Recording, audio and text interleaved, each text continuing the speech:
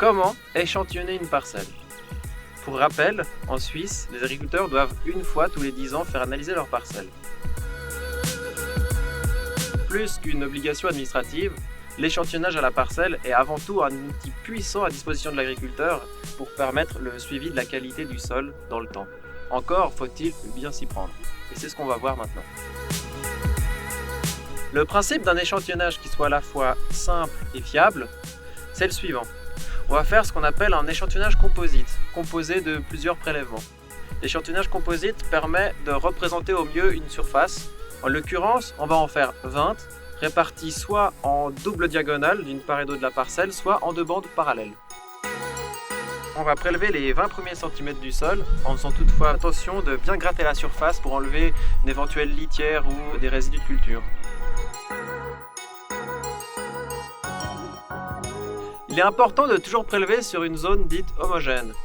Donc typiquement, si on a une rupture de pente marquée, un historique culturel différent ou encore un sol pas pareil d'un endroit à l'autre, il est préférable de faire un échantillonnage par zone distincte.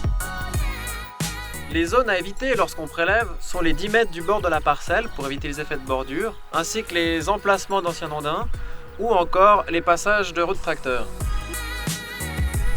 Il n'y a pas de période de prédilection pour prélever, mais plutôt des périodes à éviter.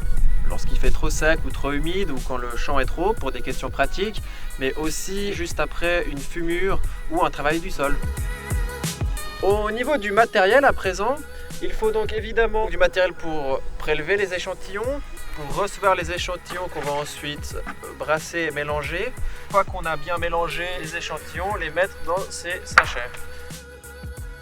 Enfin, il faut évidemment de quoi noter pour étiqueter ces sachets et bien savoir à quelle parcelle appartient quel échantillon. On peut utiliser la bêche, mais c'est vraiment pas pratique. Une tarière à utiliser à défaut de mieux.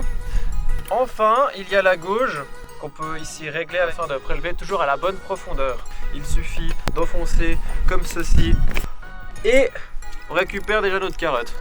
De ce fait, c'est vraiment facile et rapide de prélever sur la parcelle.